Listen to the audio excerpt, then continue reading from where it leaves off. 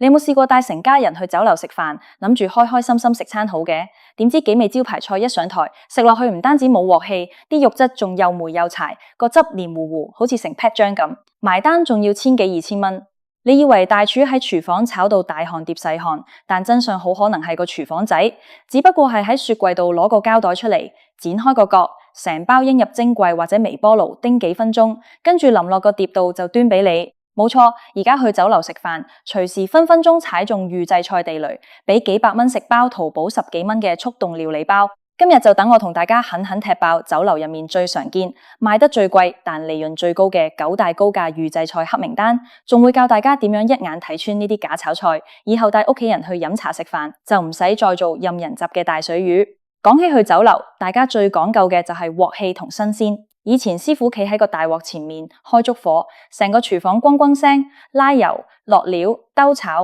勾芡，一氣呵成，10幾秒出菜，嗰種香味隔住個走廊都聞到。但而家好多酒樓為咗慳人工、慳租金、慳時間，廚房連大廚都唔使請咁多個，直接由中央工廠或者大型食品供應商入一箱箱預先整好嘅半成品或者熟食包。最慘嘅係，佢哋唔係平賣俾你，而係用正價甚至海鮮價去收你錢。我哋第一個要講嘅重災區就係每次去飲宴或者家庭聚餐，差唔多必點嘅鮑汁白靈菇、爬西蘭花或者鮑汁扣鵝掌海參。你見到個名好似好高級，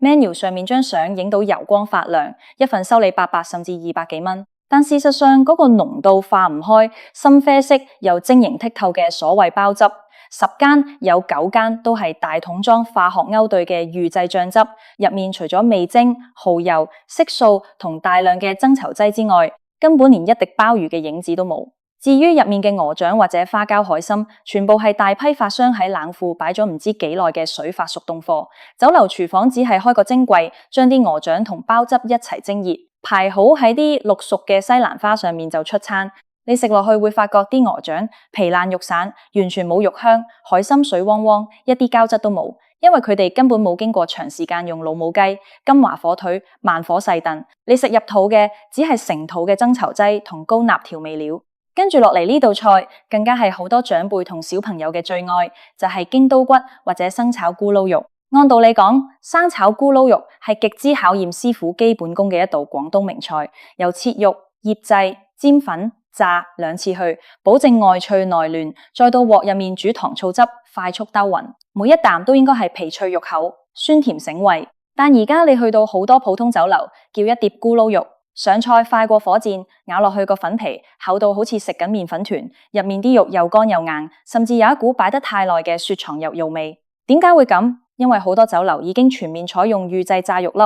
中央工廠一早就將啲平價碎豬肉切塊，落大量嫩肉粉同厚粉漿，炸熟急凍，一包包送去酒樓。廚房收到單，直接將啲雪藏肉粒扔入油鑊翻炸10幾秒，或者直接倒入預製嘅甜酸咕嚕汁入面，滾2滾就上碟。呢種咕嚕肉完全冇新鮮豬肉嘅肉汁，外層個皮喺常溫放一陣就會變得軟腍腍。你俾緊80、90蚊一碟嘅價錢，其實成本連10蚊都唔使。再嚟就係冬天天氣凍嗰陣，大家最中意點嘅枝竹羊腩煲或者秘製牛腩煲。以前食羊腩煲，酒樓大廚要喺下晝2、3點就開始白鑊炒香羊肉，落南乳、腐乳、柱侯醬、薑蔥慢慢爆炒，再用瓦煲慢火燜足2、3個鐘，燜到啲羊肉皮爽肉爛，枝竹吸晒啲肉汁。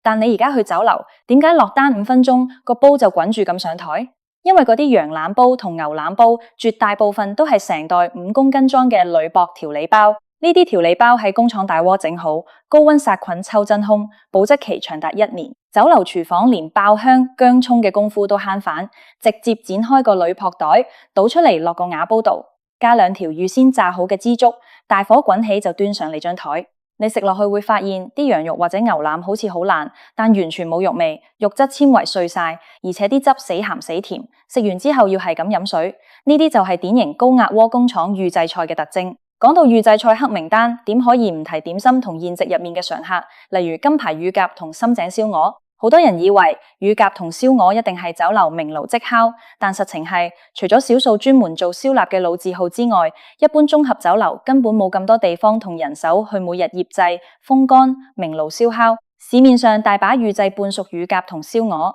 工廠一早幫你醃好、預炸或者預烤到7-8成熟，然後急凍送貨。酒樓廚房只需要喺出餐前將隻雪硬嘅乳鴿扔落高溫油鍋炸幾分鐘，炸到個皮變色脆身就斬件上台。咁樣出嚟嘅乳鴿骨頭入面往往仲係黑沉沉，肉質乾柴，冇肉汁，完全冇新鮮剛出爐嗰種皮脆肉嫩、肉汁爆開嘅鮮味。燒鵝就更加離譜，好多都係熟凍燒鵝，用微波爐或者焗爐回溫，皮唔脆不特止，啲鵝油仲帶有一股擺耐咗嘅油村味，真係食一啖都想吐出嚟。仲有一道好多人去食飯都中意叫嘅大菜，就係黑椒牛仔骨或者黑椒雪花牛肉粒。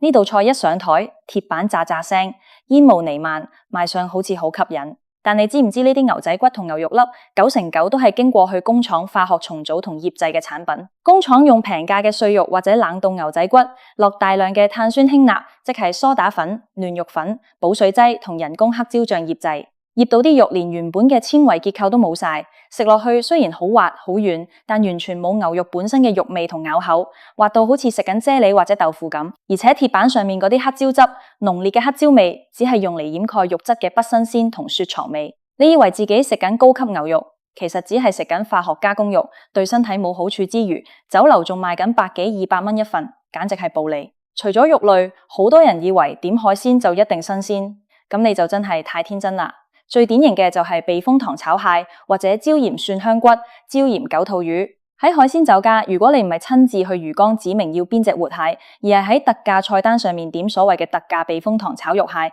十有八九都係死蟹急凍貨，甚至係預製嘅油炸蟹段。因為避風塘嘅做法用咗極重嘅炸蒜、豆豉、辣椒同椒鹽，濃重嘅調味完全可以掩蓋死蟹嘅肉質鬆散同腥味。新鮮嘅蟹肉係一絲絲結實帶甜味嘅，而呢啲預製或者死蟹肉咬落去水汪汪，肉質粉爛，完全冇鮮甜可言。椒鹽、九肚魚同蒜香骨都係同一個道理。工廠預先裹好厚厚嘅炸粉，急凍，酒樓油炸一下就出餐，粉厚過肉，你食落去根本分唔清自己食緊魚定係食緊炸麵粉。講到呢度，大家可能想問，點解而家啲酒樓會變成咁？其實呢個風氣喺幾年前已經開始蔓延，去到呢2-3年更加係變本加厲。一方面係租金同人工壓力大，請一個有20-30年經驗嘅炒鑊大廚，人工隨時要3-4萬蚊，但請2個10幾20歲嘅廚房助手，只需要識剪袋、開微波爐同洗碗，人工平一大截。另一方面，預製菜嘅標準化生產可以確保每一間分店嘅味道一模一樣，出菜速度由原本嘅15至20分鐘縮短到3分鐘之內，翻台率大大提高。但代價就係犧牲咗我哋消費者嘅健康、味蕾同埋廣東菜最引以為傲嘅鑊氣同靈魂。咁我哋以後去酒樓食飯，點樣可以避開呢啲高價預製菜？點先可以食到真正大廚即叫即炒嘅新鮮菜式呢？其實只要掌握幾個點菜嘅小技巧，就可以輕鬆識破。首先要盡量避免點嗰啲需要長時間炆燉，但酒樓又平價供應嘅肉類，例如前面講嘅牛腩、羊腩、豬手、鵝掌。如果一間唔係專門做牛腩或者羊肉嘅酒樓，但佢嘅菜單上乜都有，而且落單幾分鐘就上台，咁必定係預製菜無疑。想食新鮮肉，最好揀即叫即蒸或者即叫即白灼嘅菜式，例如白灼新鮮牛肉、清蒸新鮮游水海鮮。因為呢類菜式調味簡單，完全靠食材本身嘅新鮮度，預製菜根本假裝唔到。其次，點菜嗰陣要留意菜單上面嘅蔬菜同小炒，好似蒜蓉炒菜心、薑汁炒芥蘭、豉椒炒蜆、生炒菜遠牛肉，呢啲家常小炒通常都係師傅即場開鑊兜炒出嚟嘅。因為新鮮蔬菜好難做成，預製菜急凍，一旦急凍解凍就會變黃變爛，所以炒青菜最能夠反映一間酒樓嘅鑊氣同師傅嘅手藝。你夾一條菜心食落去，如果係爽脆青綠，帶有鑊氣嘅焦香味，咁呢間酒樓嘅廚房就仲有幾分真功夫。另外，千祈唔好迷信嗰啲所謂嘅招牌鮑汁系列。如果真係想食好嘢，寧願叫個簡單嘅清湯浸蜆或者海鮮豆腐湯，都好過叫嗰啲黏糊糊、滿滿人工添加劑嘅鮑汁扣花膠。買單嗰陣睇下張單，問下自己呢餐飯到底係為咗享受師傅嘅廚藝，定係幫酒樓清緊過期嘅急凍調理包？食飯本來係一件賞心樂事，特別係同屋企人一齊，更加應該食得健康，食得明白。下次去酒樓，記得睇清楚菜單，